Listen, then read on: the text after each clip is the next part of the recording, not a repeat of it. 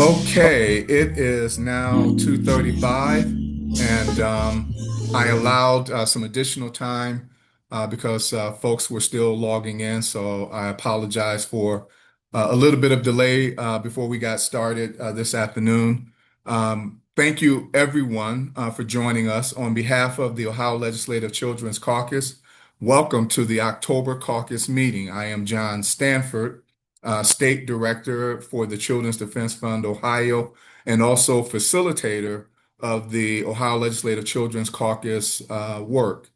Today, we have another topic that is near and dear to my heart as a former educator for over 20 years: accessible and affordable childcare.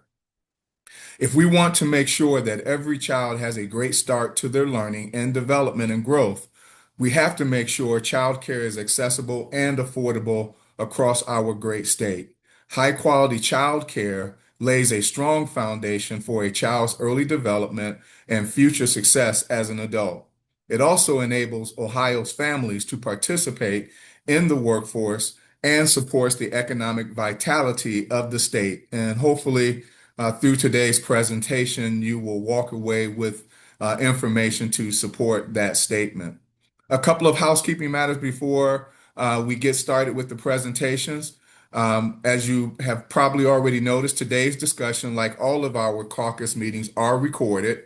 The recording and the presentation slides will be made available on the caucus webpage, which is Ohio Children's Caucus, all one word, .org, a couple of days after this meeting.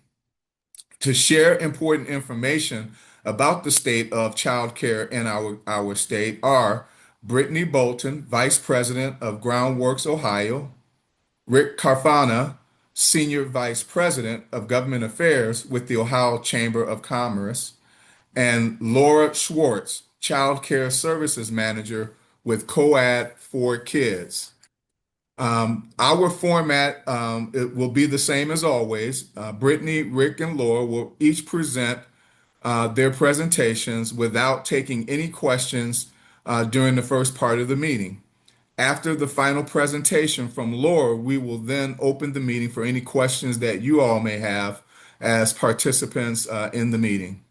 With that, without any further delay, please welcome Brittany Boulton, and her presentation title is Ohio's Child Care Crisis, a Threat to Families and Workforce Growth.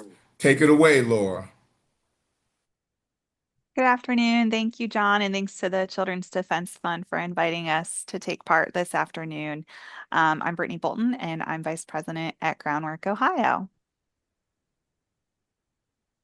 Groundwork, if you're not familiar with us, is a statewide nonprofit organization. We're a 501(c)(3), so we're completely nonpartisan, and we spend our days doing research and on public policies that impact children from the prenatal to age 5 period.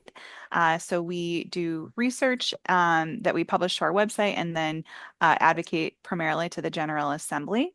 And we believe that every child from birth to age 5 should have an equitable opportunity to thrive, both in their child care, their education, and their health and wellness. So we work with partners around the state, some of whom are on this call, to try to drive those positive early childhood outcomes. Why do we do that? Well, we know that 90% of brain development occurs before age 5. So we'll be talking a little bit today about the cost of care and about the barriers of childcare and how that impacts our workforce. But at the heart of all of that is that each child's development of their brain is primarily happening before they turn age 5, with millions of neurons firing every minute for infants. And we also know that investments in early childhood are a smart return on investment. Every dollar that we put into early childhood systems has a 13% ROI each year across the development of a child's life. That period starts in the prenatal, but then we're looking at preschool age, we're looking at K-12 age, and eventually at job training and post traditional K-12 education outcomes. So what is the life cycle of impact for early childhood investment? Well, we know that for children that are at the age of babies and infants, less than 1 in 5 babies from Ohio families who live in low income households have access to childcare programming. Over half, 65% of all kindergartners are entering the classroom not ready to learn, and these outcomes are worse for children who are living in low-income households. We know that 61% of parents want to go back to work. We've found that through statewide surveys of parents, but childcare costs are a barrier to them. And we know that the childcare workforce is making on average $15 an hour. Turnover rates are higher than the state average of other industries. We've got 1 million parents in Ohio. I think Ohio's most recent population estimates are around 11 million. 1 million working parents in Ohio have cut back hours at some point due to childcare barriers. And then finally, I know Rick will touch on this a little bit more later on, but Ohio's economy is losing over roughly $5.5 billion a year because of the childcare crisis. So we've also polled Ohio voters. I'm going to share some data from a poll that Groundwork commissioned with the Ohio Head Start Association Incorporated in the First 5 Years Fund conducted by Up One Insights just last month of over 600 registered voters in Ohio. These voters between September 8th and 13th identified that there's a state of crisis in childcare affordability. 80% of Ohio voters, we were at 78%, so nearly 80% of Ohio voters, and this tracks with voters across the nation when Up One polled nationally, who are working parents, are finding that childcare is in a state of crisis. And what does this look like across party lines? Families across party lines are seeing this as a crisis and a major problem. You can see the numbers are high for both GOP, independent, Democratic voters. Whether you're a parent or not, you're seeing all voters are identifying this as a major issue. Over half of parents identified that they would consider entering the workforce if childcare if quality childcare was available and affordable to them. And over a third of Ohioans, over a third of the respondents, 34%, said that they would consider entering the workforce with childcare barriers removed. I jumped ahead and said both, so we can keep going. I was really excited about that number. So just to underscore, this is not a partisan issue. This is not a parent versus not a parent issue. This is the overwhelming majority of voters seeing that there's a childcare crisis, access and affordability crisis in our state and beyond. And just how much is that cost? Infant care in Ohio is now nearly $14,000 a year. As someone who's about to start my 4-month-old in childcare later this week, my third kid, I can attest that these numbers are accurate on a personal level when we're looking at what it costs for just 1 year of care. And to put a finer point on it, if you're a working mom with 2 young children, you might be spending $10 per hour earned just on childcare expenses. And that's excluding taxes and other necessities like your rent, your utilities, transportation, healthcare, groceries. Ohio's median income is roughly $60,000 or $29 per hour. 1/3 of those wages would be going toward childcare if we're looking at just one mom or parent.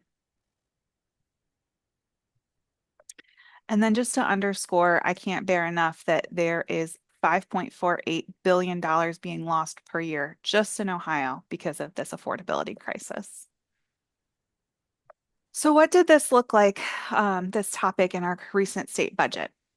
Well, we were pleased to see that over $89 million in investments, of new investments, were put into the early childhood system. We preserved existing $100 million in federal child care funding.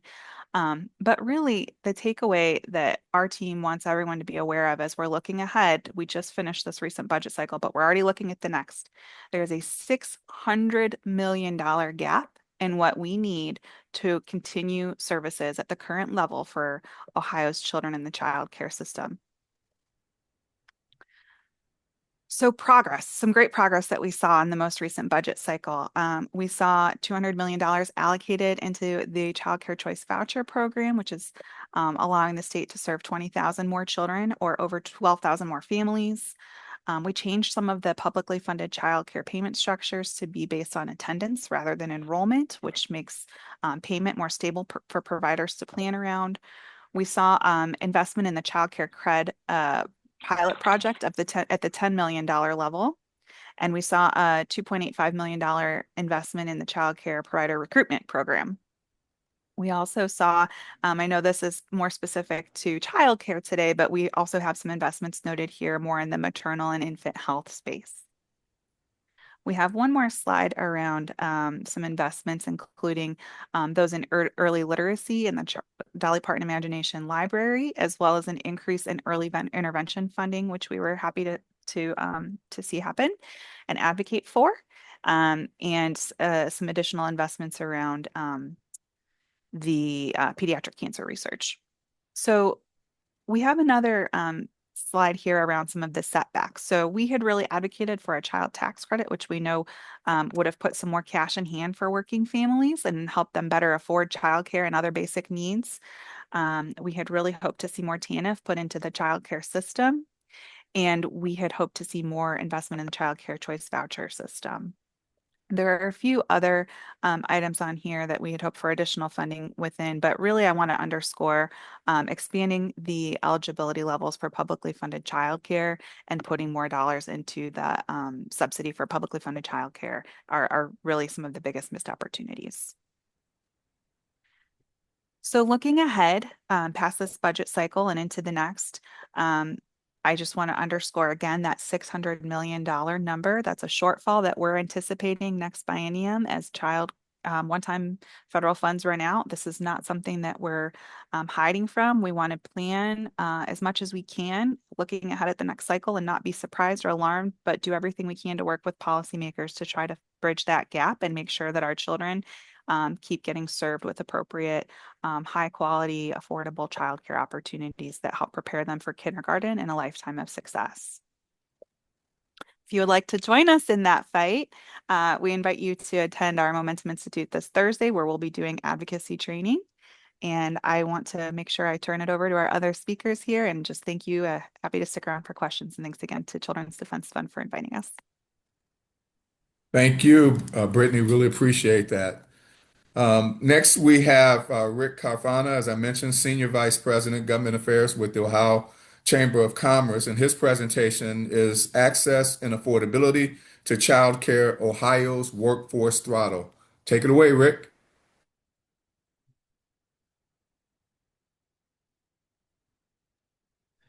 Great. Thank you all. If we could stay on this slide for just a second. So, I guess my elevator speech to legislators for the last, at least since I've been with the Ohio Chamber and been out of the legislature, has been that childcare in our state is too scarce. And when it's available, it's too expensive. Those are really the two biggest problems. The third problem is going to be with the workforce in the childcare industry, but we'll get to that in a little bit. It's long been a family problem, but anymore it is increasingly a workforce problem. And what I have been telling at least our members in the statewide business community and legislators alike, I said, look, the universal challenge that we hear among all sectors, all businesses, is I can't find and keep good help. Meanwhile, here in the state of Ohio, you have an entire demographic of Ohioans who are college educated, they are skilled, they are creative, they are hardworking, they are everything you want in an employee. And they just simply aren't looking for work because they've done the arithmetic and they have figured out bringing in a second paycheck in their household that goes right back out the door to pay for childcare just does not make sense for their household. And so, again, when we want all hands on deck in terms of a labor force, we don't have it. And we have people just sitting, waiting. They want to work. Some of them need to work, and they just can't make it add up. Brittany mentioned, the costs annually of childcare, anywhere from, it's, $13,780 for infant care. Preschool care is, $11,752 on average. Again, you're talking about the equivalent of sending your child to an in-state university. So, that really kind of puts it in perspective. So we can get started with the first slide, and kind of a lead into this. We are part of an Ohio team along with Groundwork Ohio, the Dayton Area Chamber, the Department of Children and Youth, and the Bipartisan Policy Center. We have an Ohio team that is under the U.S. Chamber Foundation's Early Childhood and Business Advisory Council. So this has been going on for probably over the last 2 years, where we will convene regularly in Ohio, and then we'll go to D.C. and elsewhere to really put together ideas along with other states and hear about best practices and what's working, what's not. So it's been great to kind of forge that partnership with our other partners. But one of the things that the U.S. Chamber Foundation has been doing, and they've done it now in 14 different states, has been conducting what are called their untapped potential studies. And in every state, and they've done a very deep dive economic breakdown, and in every state, they have shown that insufficient childcare coverage has resulted in hundreds of millions, if not billions of dollars in lost economic activity. And so for our surrounding states, Michigan, for example, 2.88 billion in lost economic potential. In Indiana, it's even worse, 4.22 billion in lost economic potential. So in April of this year, and I believe maybe the link to this document might be in some of the materials you have. If not, we can get you one. They conducted the Untapped Potential for Ohio, and unfortunately, insufficient childcare in Ohio costs $5.48 billion annually. And when you break that number down, you're looking at just over $1.5 billion in missed annual tax revenue, which is top of mind right now with property taxes and other, tax structures weighing heavily on people's minds. And then just under $4 billion to employers in childcare-related employee turnover and absenteeism costs. So it was a very sobering report, but it was one that we were glad that we were able to get some empirical data that we can point to and make the economic case for greater childcare investments. So we can go to the next slide. Here are some of the highlights from that report. In addition to the dollar breakdowns that I just gave you, 70% of Ohio parents have missed work or class at least once in the last 3 months because of childcare. 33% of parents that experienced disruptions to their employment reported leaving the workforce as a direct result of childcare issues. So, that kind of instability is punctuated in the report. In 75% of states, as I just mentioned, childcare now costs more than in-state university tuition. Going back to that, $11,700 number for preschool all the way up to just under $14,000 for toddlers. And 60% of parents cite the lack of childcare as the reason for leaving the workforce. And half of small business owners say that the lack of available or affordable childcare has affected their ability to recruit or retain employees. And then lastly, 60% of rural Ohioans, 39% of overall Ohioans live in childcare deserts where there just simply aren't enough providers. So, the to-do list is very long. Here are just to kind of echo some of the things that Brittany talked about in the budget that were done.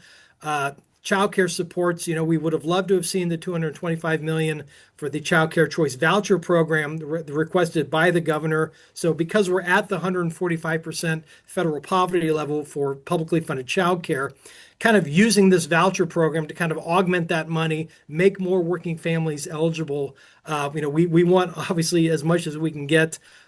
So what was approved in the budget, $200 million, is going to allow for 20,000 more children or 12,500 more families to be served. We don't want to give short shrift to that. I mean, that is significant. That is progress. And I am deeply appreciative that the legislature validated this voucher program that Governor DeWine did institute last year with federal funds. There is what's called the Child Care Cred program. This is, if people have heard of what's called a tri-share program, where employers, employees, and the state are all kicking in assorted amounts. $10 million was put forward to create this type of program in Ohio.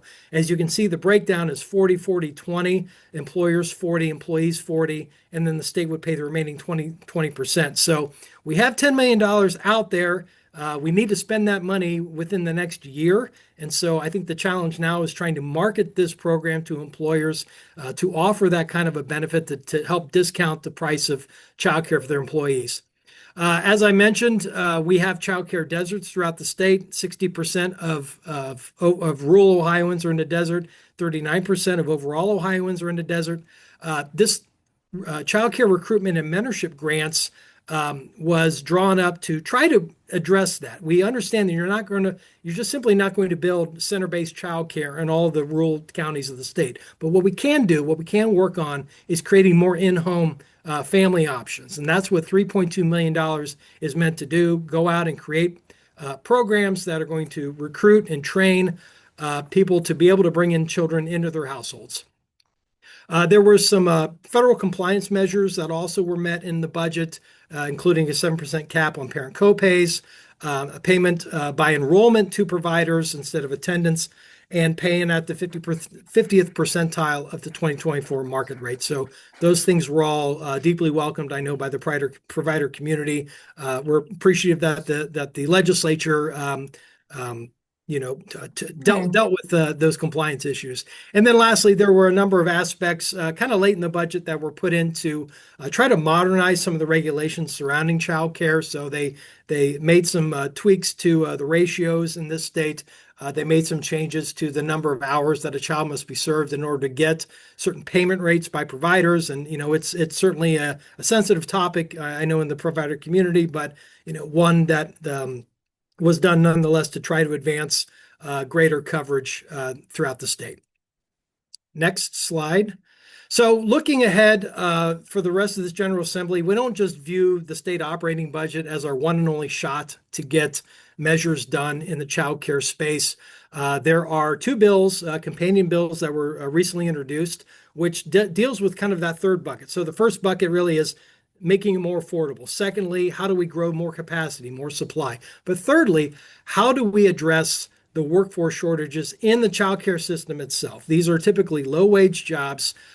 It's tough to recruit people to enter in that vocation and then stay in that vocation. There is two bills put forward, House Bill 484, Senate Bill 177, to create the Workforce Investment Now program. And really what this does, it's modeled after what Kentucky has done, and that is to provide publicly funded childcare to childcare staff members. It's the type of incentive that kind of helps increase the value of those wages while incentivizing early childhood workers to enter or remain in this space. I know as of January of 2024, nearly 4,000 workers, at least in Kentucky, were utilizing this program. So there has been good strides made in one of our neighboring states with this, and I think it's a good model to look at. And again, something that's going to, I think, entice people to enter in that space. You talk to some providers where they do have slots available, they just don't simply have the manpower in order to provide staffing levels and those ratios involved. House Bill 41 is a bill that we've all testified on, Representatives White and Romer. Among other things, it creates a $20 million grant program really to try to make use of a lot of dormant spaces. So whether you've got an empty bank building or an empty school or any other types of commercial spaces that are dormant, how do we repurpose those, renovate, retrofit them in order to convert them into childcare classroom spaces?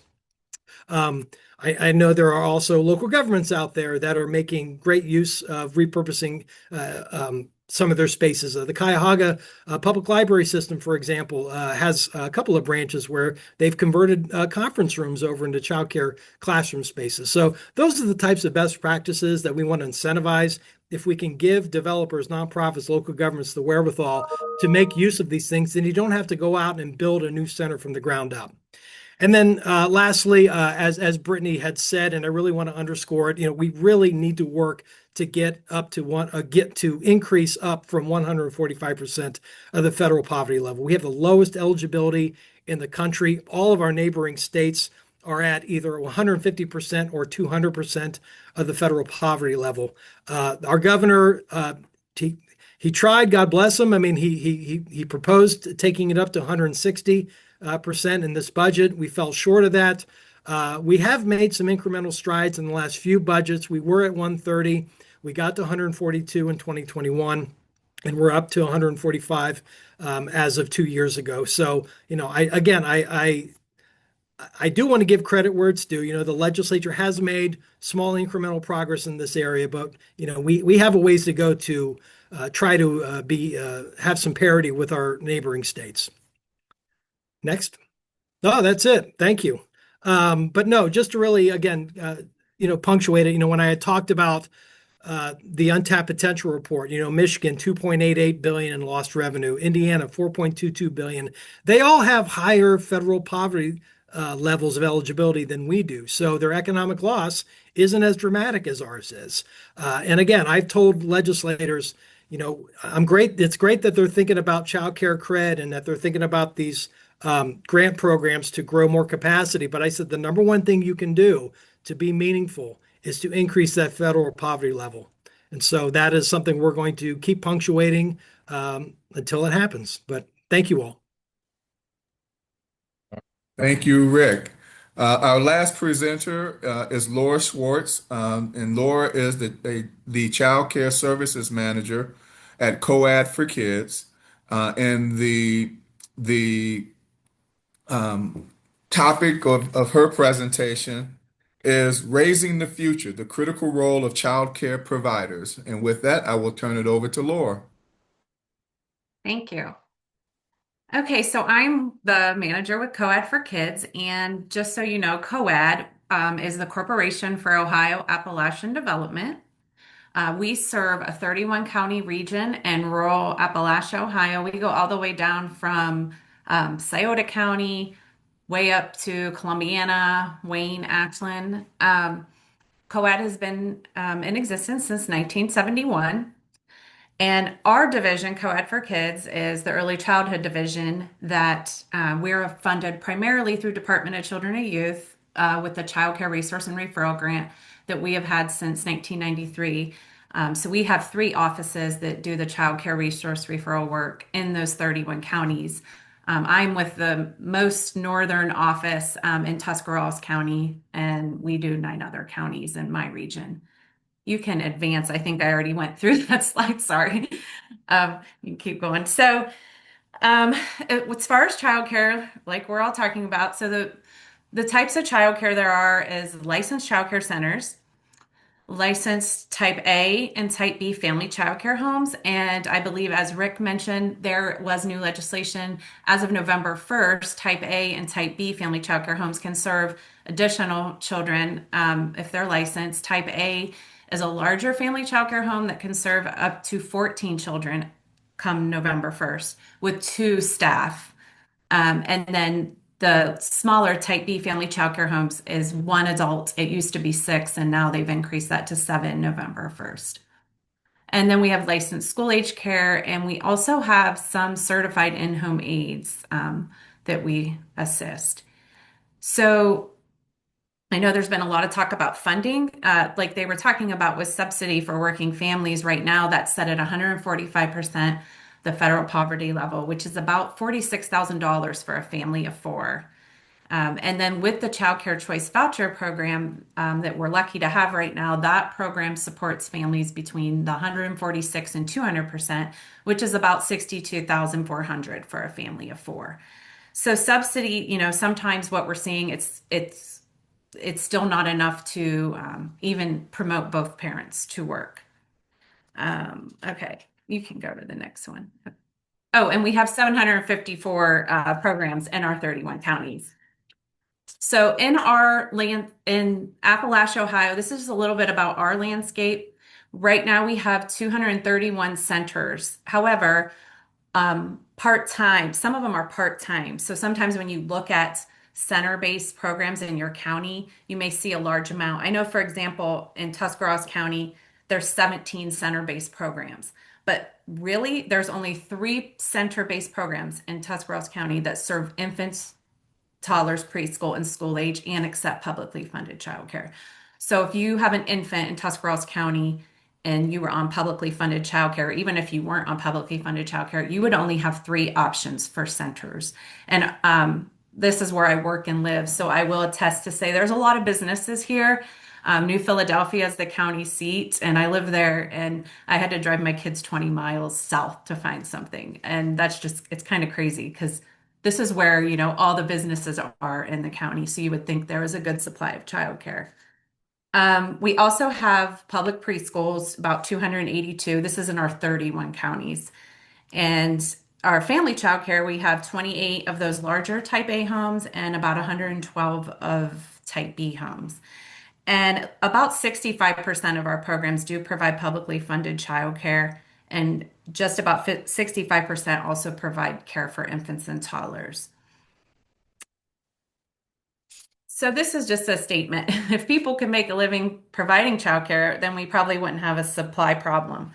Our staff interact daily with childcare providers, and our providers are really feeling it, the stress. In the last couple weeks, I've heard of two directors, one indirectly from a staff and one directly to me, that have said they don't even get a paycheck. And I know that's very common for a lot of administrators, and that's unfortunate. One even said she's not getting a paycheck right now and she's hoping to make payroll. And it's a very large center. So if they closed, it would not be a good thing for the community. So it's just very hard for providers right now. Okay, so some notes from the field, and some of this has been touched on a little, but in urban Ohio, the average pay is about $15.60 an hour. In our rural area, it's about $14.53. And those rates are an average based on, like, a floater might make $11 an hour, an assistant might make 12.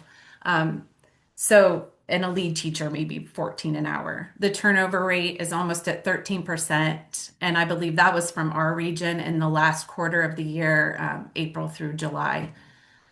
So some payment issues. We've recently been hearing from providers that they actually aren't having as many children come to their care with publicly funded childcare. They're getting more requests from private pay. So maybe a lot of families just aren't qualifying, as much as they were. They're struggling to get payments, not obviously from the PFCC because that's paid, through the state. They're struggling for their private pay families to make their payments, or their co-payments if they were subsidized and had a co-payment.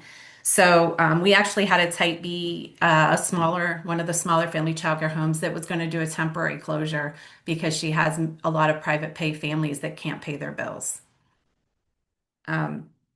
Another issue we see, a lot of families are choosing to not have more children because of childcare costs. So that's just one thing to note.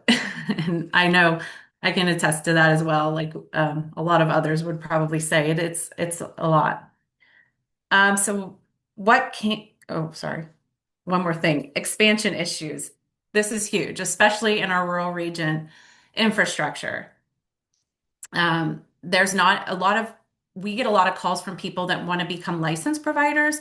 The problem is if they want to become licensed in their home, well, there we go. That's your setting, your home. Usually that's an easy answer.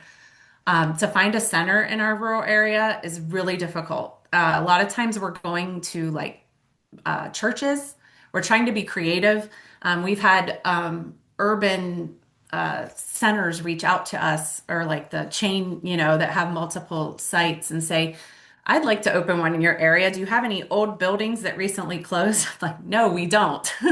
We don't have any that recently closed. We haven't had any in a while. So they want to purchase buildings, and it's hard to find ones, that are appropriate for childcare. And not a lot of people are willing to just go build a new program. So we've been trying to outreach to even a lot of churches who have said, we're not using this space, and we have all these classrooms and we have a playground. So that we've kind of had to be creative in our area. We have a lot of programs that would like to expand and serve more children, but there's not a lot of funding to help them expand their building, and they don't have the money to just build a whole new wing and do that. Sometimes there's been grants available, but some things are dependent on where you live. So not all of our counties have always qualified for certain expansion grants. Okay, so what can we do?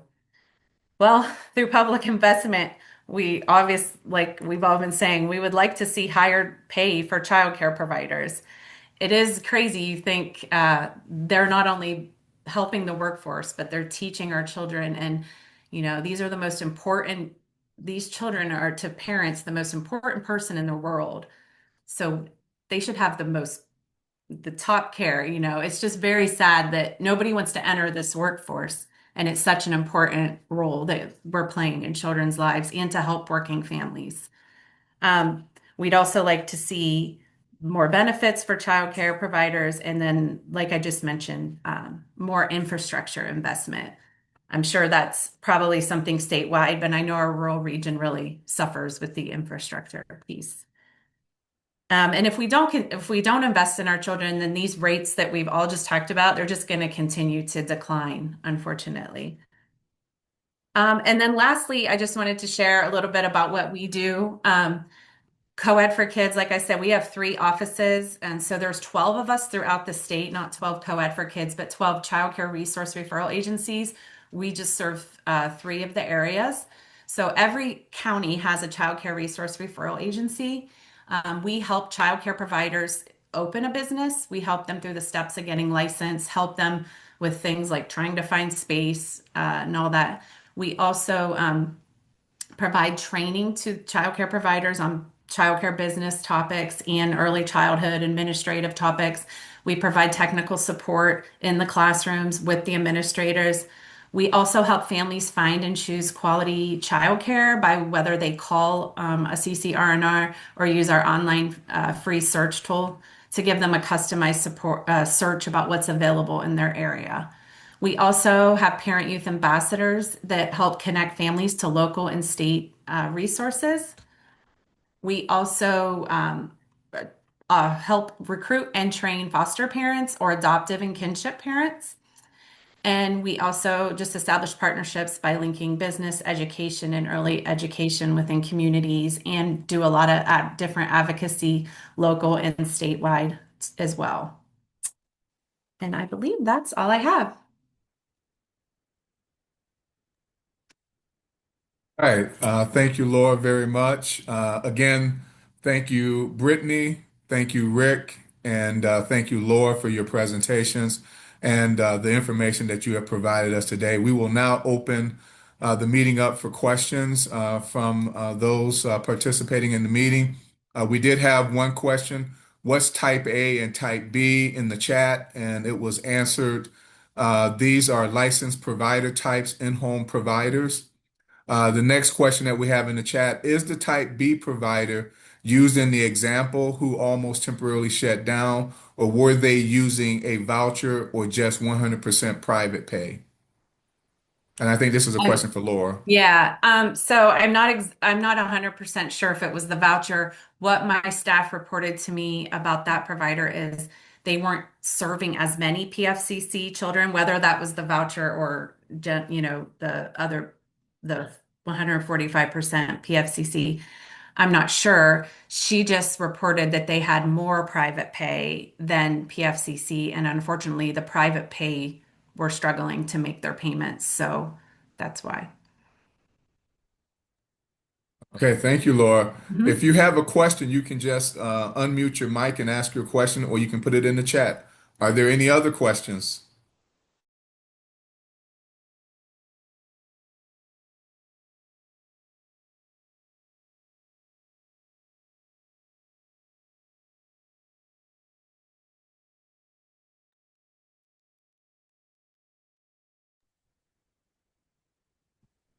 Okay.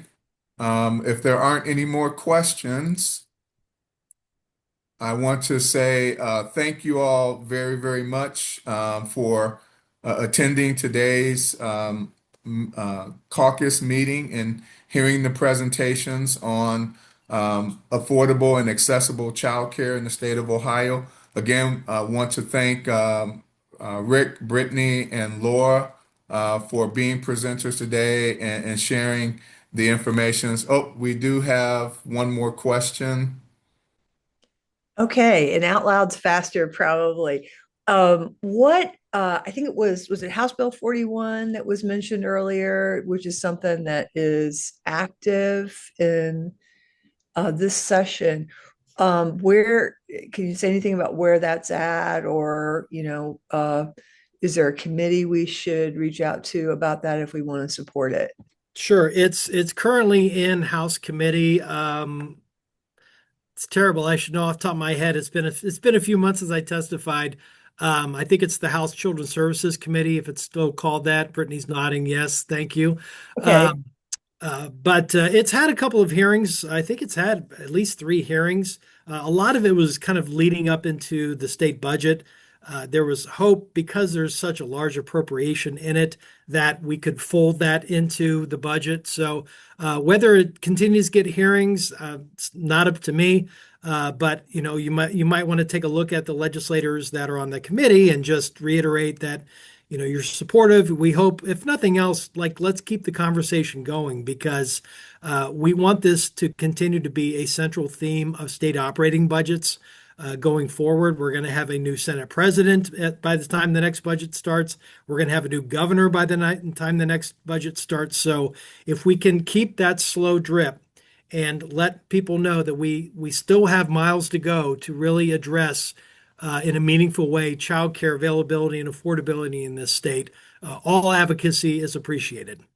But one more observation I will make that should give hope, I think, to everybody is, the two bills I mentioned, both the workforce legislation and then also House Bill 41, those financial incentives.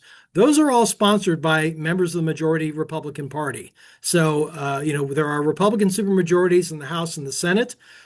Increasingly, we have been putting it on all radars, and I'm happy that this has become, I think, truly a bipartisan issue at this point, where we have people on both sides of the aisle that acknowledge that it's a problem. Now, there's, I think, different schools of thought on how best to address the problem and attack it from different ways, and that's something that we need to try to work on. Is what ideas can we coalesce people around?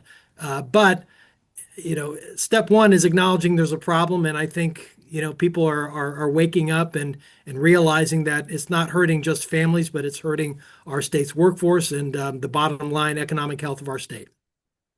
I ran for Ohio District 71 in 2024, and I'm probably going to run again in 2026. And childcare was absolutely the biggest problem that I heard about. So no doubt the numbers back it up. Thank you. This has been very helpful. One more question: the Thursday advocacy training. Would that be something that would give people tools to advocate with legislators, or what's your aim? What's your goal with that? Yeah, absolutely. So thank you for the question, Krista. So we will definitely be trying to help folks sharpen their advocacy skills. We'll also have a panel of State House media experts, so folks who are covering the news on the ground at the State House. And then that poll that I mentioned that we commissioned with Head Start, will have the gentleman that ran that poll at the national level there as well to talk about national political trends. Groundwork does advocacy trainings throughout the year, though virtually. If this is something, I realize Thursday is right around the corner, so if folks can't travel, we also do a morning meeting every Thursday where we do advocacy updates and regularly provide virtual opportunities too. Okay, great. Thanks. Yeah, thanks for asking. All right, thank you for the questions and the responses. We do have one more question in the chat. When is payment by enrollment expected to start? And the response that was provided is July of 2026. Are there any other questions?